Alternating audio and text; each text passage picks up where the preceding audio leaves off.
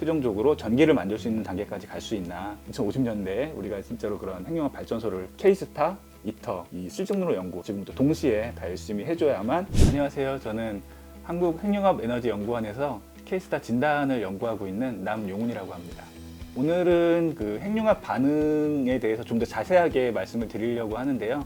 특히 이제 이 핵융합 반응이 이 핵융합로 내에서 어떻게 연쇄적으로 계속 원활하게 일어나야지만 우리가 이걸 가지고 최종적으로 전기를 만들 수 있는 단계까지 갈 수 있나, 그런 부분에 대해서 좀 자세히 설명을 드리고자 합니다. 핵융합 반응 뭐 다들 잘 아시는 것처럼 이 가벼운 원자핵들이 결합을 할 때 질량이 결손이 되면서 그 부분이 이제 에너지로 전환되는 거라고 이제 많이들 다들 알고 계신데요. 핵융합 반응은 이제 태양에서 기본적으로 일어나는 거죠. 근데 태양 같은 경우에는 굉장히 이제 고온고압의 상황이고, 특히 압력이 굉장히 높기 때문에 사실은 태양은 중심부의 온도도 한 1500만 도 정도밖에 되지 않아요. 그런데 여기서는 굉장히 다양한 핵융합 반응들이 원활하게 잘 일어나는데, 지구에서는 그렇게 고압 환경을 만들기가 어렵기 때문에 온도를 한 1억 도까지 올려주더라도 굉장히 잘 일어나는 핵융합 반응을 우리가 시도를 하게 됩니다. 그게 이제 대표적으로 중수소와 삼중수소라는 것이 결합되는 반응인데요. 이 중수소라는 거는 이제 핵은 다 양성자와 중성자로 이루어져 있는데, 중수소라는 것은 양성자 하나와 중성자 하나로 되어 있는 것이고, 삼중수소라는 것은 여기에 이제 중성자가 하나 더 붙어서 양성자 하나와 중성자 두 개가 있는 그런 핵입니다.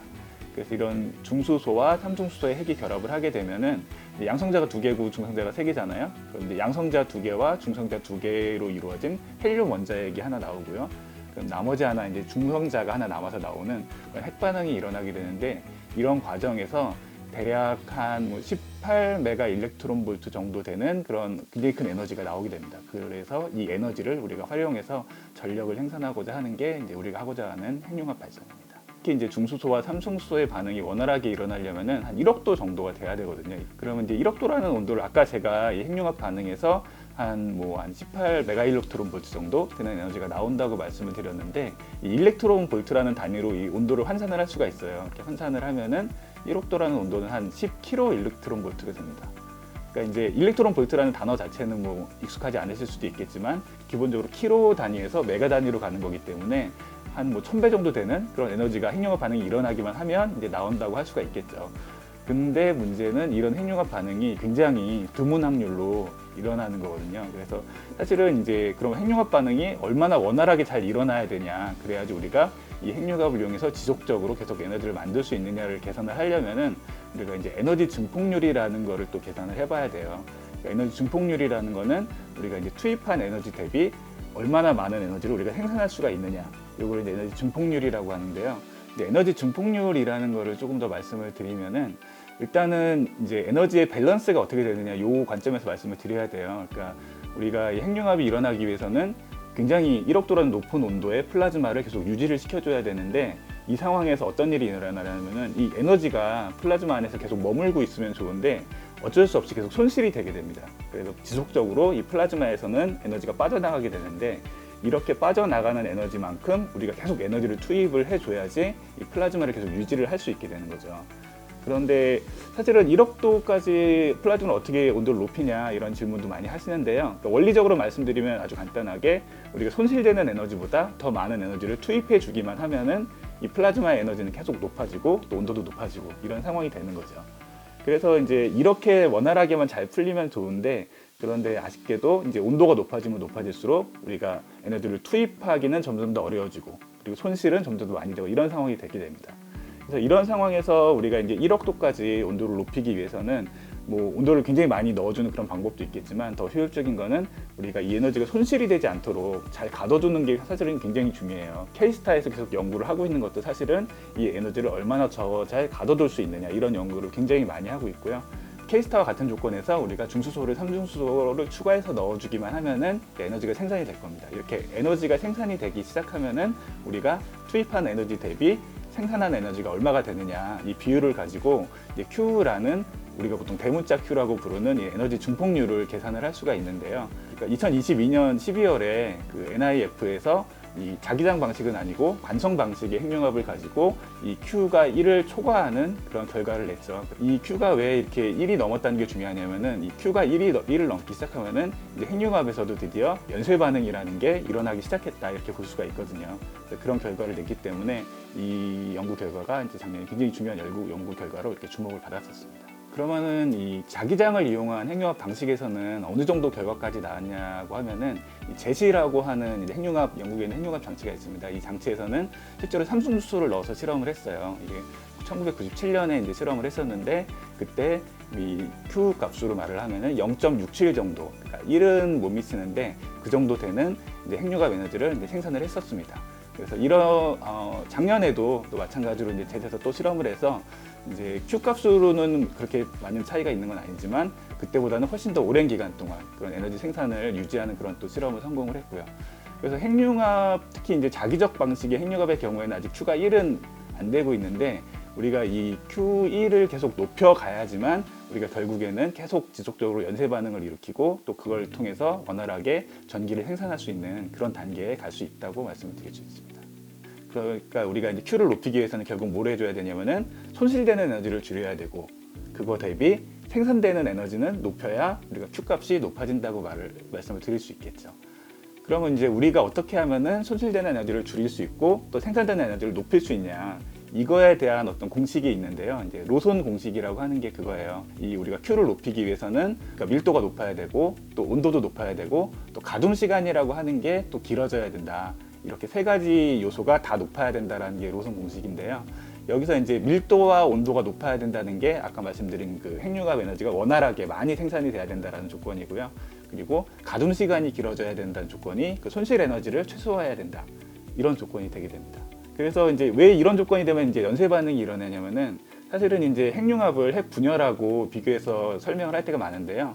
핵 분열에서의 연쇄 반응은 사실은 이 중성자가 이제 핵 분열 과정에서 발생을 하고 이 중성자가 다른 핵을 때리면서 또 이제 그 핵이 쪼개지고 이런 과정이 이제 연쇄가 되면서 연쇄 반응이 되게 되는데 핵융합에서의 연쇄 반응은 좀 달라요. 그러니까 핵융합에서는 사실은 아까 제가 한 18메브 정도의 에너지가 발생을 합니다 말씀을 드렸는데 아까 이제 핵융합이 일어나면은 헬륨 원자핵과 중성자가 나온다고 말씀을 드렸잖아요.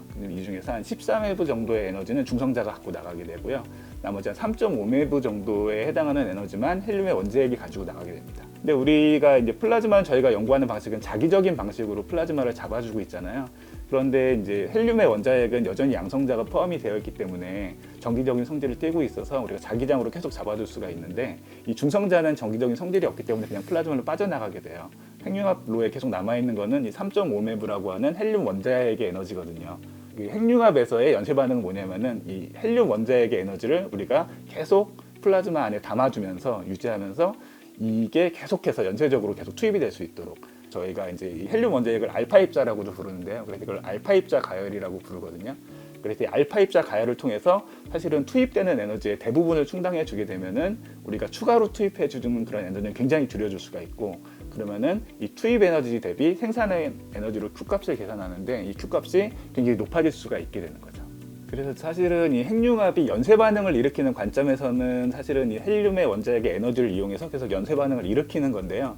그렇다고 해서 아까 제가 손실 에너지라고 말씀을 드린 부분하고 그리고 또 중성자가 가지고 나가는 에너지 이런 게 다 버려지는 건 아니고요. 그냥 이렇게 만들어진 에너지로 전기를 생산을 해야 되잖아요. 근데 전기를 생산할 때는 우리가 이제 뭐 손실되는 에너지 또 중성자가 가지고 나가는 에너지 이런 에너지를 다 이용을 해서 전기를 생산을 하게 됩니다. 그래서 우리가 Q 값을 예를 들어서 뭐 한 20이나 50 이 정도까지 많이 높여주게 되면은 사실은 우리가 플라즈마에 투입해주는 에너지는 거의 없는 상황에서 계속해서 헬륨의 그 알파 입자 가열에 의해서 연쇄 반응은 계속 일어나고 그리고 추가적으로 중성자나 손실 에너지 등으로 나오는 에너지를 우리가 계속해서 또 전기로 만들어주고 이런 상황을 이제 만들어줄 수 있게 되는 거죠.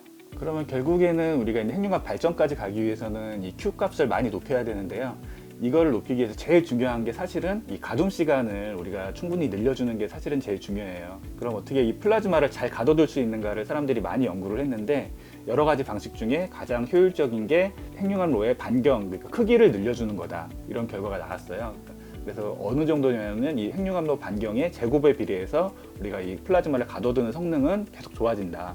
이런 게 이제 실험식으로 우리가 얻었고요. 이 핵융합로에서 원활하게 핵융합 반응, 연쇄 반응도 일어나고 전기도 생산하고 이렇게 하기 위해서는 Q 값이 적어도 한 10 정도는 돼야 된다라는 결론이 있어요. 그래서 이 Q12를 만들기 위해서는 우리가 굉장히 큰 핵융합로가 필요하고, 그럼 이런 핵융합로를 어떤 한 나라가 짓기는 굉장히 어려우니까 국제 공동으로 모여서 같이 지어보자라고 하는 게 바로 그 이터 프로젝트라고 하는 거거든요. 그래서 이 이터를 이 크기로 말씀드리면 아까 말씀드린 K스타의 뭐 길이로 따지나 아니면 높이로 따지나 3배 정도가 돼요. 그렇기 때문에 이 제곱이기 때문에 아마 굉장히 더 가동 시간은 많이 늘어나겠죠. 이런 이터라는 핵융합로를 지금 열심히 건설을 하고 있는데, 이거를 잘 지어서 실험을 해서 2030년대 후반 정도에는 Q10이라는 목표를 달성을 한다라는 목표로 이제 우리가 열심히 노력을 하고 있습니다. 그래서 말씀드린 대로 이 이터라는 장치에서는 이 Q10이라는 목표가 이제 우리가 달성하고자 하는 목표인데요. 이 Q가 10 정도 되면은 사실은 우리가 플라즈마에서 연쇄 반응을 일으키는 관점에서는 우리가 어느 정도 이제 완성을 했다라고 볼 수 있는 그런 수치고요. 하지만 이 이터에는 결정적으로 이 에너지를 전기로 만들 수 있는 그런 부품들은 들어가 있지가 않습니다. 투입 에너지 대비 굉장히 많은 에너지를 생산까지 해보는 거고요. 이렇게 생산한 에너지를 다시 전기로 바꾸려면은 그 다음 단계가 또 필요하게 되는 거죠. 그 단계를 저희가 실증로 단계라고 얘기를 하는데요. 그래서 이제 세계 많은 나라들이 일단 이터를 통해서 이 플라즈마의 어떤 내부적인 연쇄 반응적인 측면에서 우리가 핵융합으로 전기를 생산할 수 있는 충분한 플라즈마를 만들 수 있다라는 거를 2030년대 후반 정도에 검증을 하고, 이게 검증이 되면은 이제 각 나라에서 실제로 그 에너지를 전기로 만들 수 있는 시설까지 포함한 이 실증로라고 하는 거를 이제 건설을 시작해서 한 2050년 정도까지는 이런 장치를 핵융합로를 만들어서 실제로 전기를 생산을 하겠다, 이런 계획을 다들 세우고 있습니다. 그래서 최종적으로 우리가 한 2050년 정도에 실제로 전기를 생산할 수 있는 핵융합로를 갖기 위해서는 여러 가지가 필요한데요. 이제 말씀드린 대로 이 이터라는 핵융합 장치에서 이 굉장히 큰 핵융합로를 지으면은 우리가 Q10이라는 충분한 조건을 달성을 할 수가 있다라는 걸 일단 검증을 해보는 게 일단 가장 필요할 거고요. 그리고 이것만 필요한 게 아니고, 사실은 이 가동 조건이라는 게 크기만 키우는 방법으로만 늘릴 수 있는 게 아니고 굉장히 다양한 방법으로 늘릴 수가 있어요. 그러니까 K스타에서 1억도 30초를 달성한 것도 사실은 그런 방법을 시도하는 과정에 우리가 얻어낸 거거든요. 사실은 그런 추가적인 어떤 그러니까 크기 외에 다른 방법을 이용해서 우리가 이 가동 성능을 높이는 연구를 우리가 꾸준하게 계속 해줘야 되고요. 그리고 여기에 더해서 이제 이터에는 전기로 바꾸는 이런 시설이 안 들어가 있는데, 그게 이제 블랭킷이라고 하는 굉장히 중요한 기술이거든요.